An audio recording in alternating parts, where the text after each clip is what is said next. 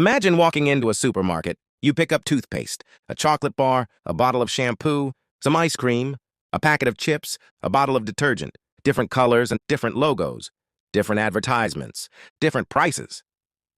It feels like you're choosing between dozens of companies. But what if you aren't?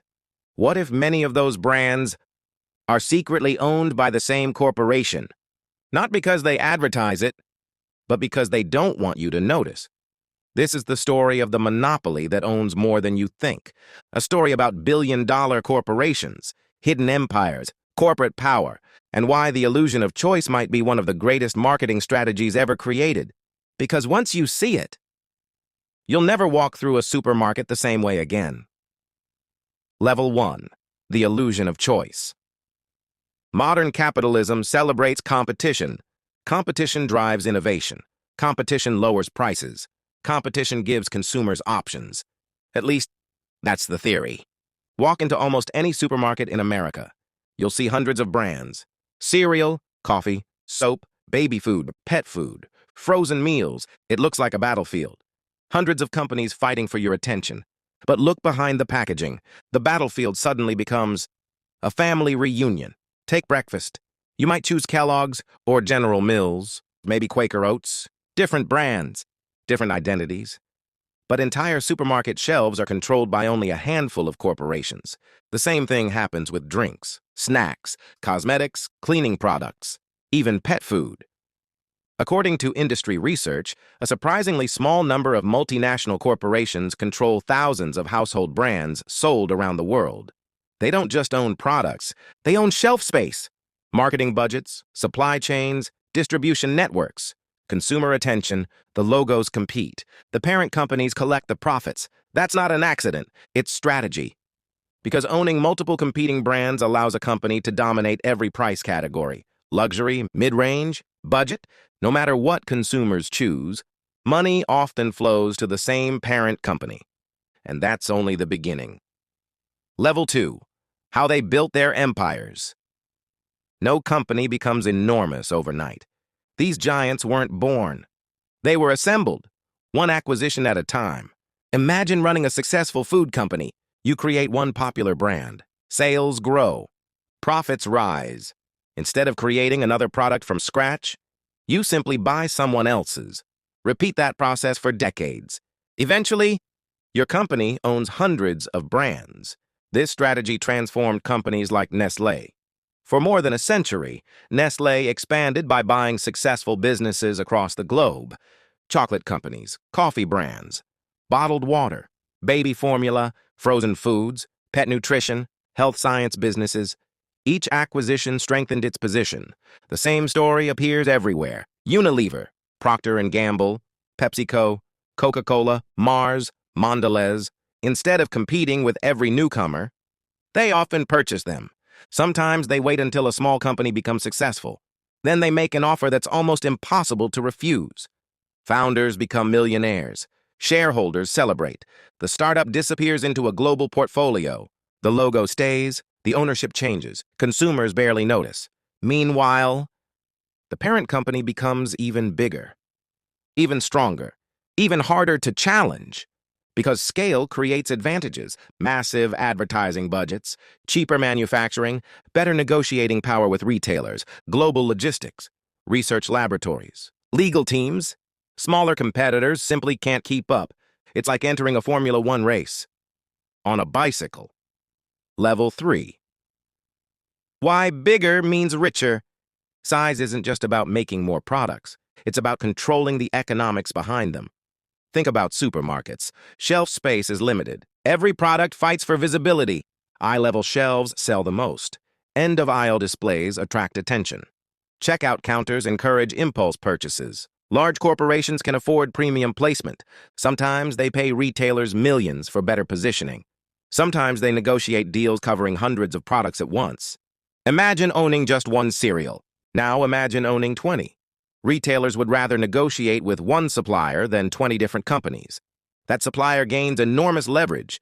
The same applies to advertising. A multinational company can spend billions each year promoting its brands. TV commercials, sports sponsorships, influencers, YouTube ads. social media campaigns. Smaller businesses simply don't have those resources. Then comes manufacturing. A giant corporation purchases ingredients in enormous quantities. That reduces costs. Factories become more efficient.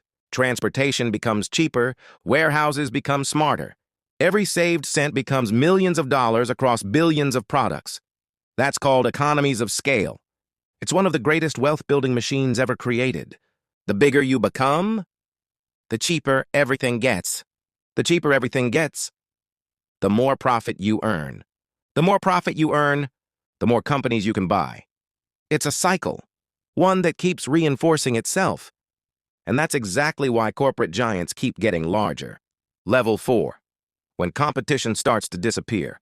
Here's where things become more complicated. Because concentration creates power. Imagine only 3 companies controlling most of an industry. Technically, competition still exists, but does it really? Economists call some of these markets oligopolies, not monopolies with one dominant company, but industries controlled by a few giants. Look at airlines, telecommunications, credit cards, soft drinks, beer, online advertising, smartphones. Many industries are dominated by only a handful of major players. That concentration changes incentives. Companies don't necessarily need to beat hundreds of competitors. They only need to outperform a few. This can reduce innovation, increase prices, or make it harder for new businesses to survive. A startup may build an amazing product, but matching billion-dollar marketing budgets? Almost impossible. Negotiating with global retailers? Even harder. Building worldwide distribution? Nearly impossible. So many entrepreneurs eventually choose another path. They sell, which often strengthens the very giants they once hoped to challenge. History provides plenty of examples. Facebook acquired Instagram, then WhatsApp. Google acquired YouTube. Android, DoubleClick. Countless AI startups. Microsoft purchased LinkedIn, GitHub, Activision Blizzard. Each acquisition expanded influence beyond the original business. These aren't supermarkets, but the strategy is identical. Growth through acquisition. Control through scale.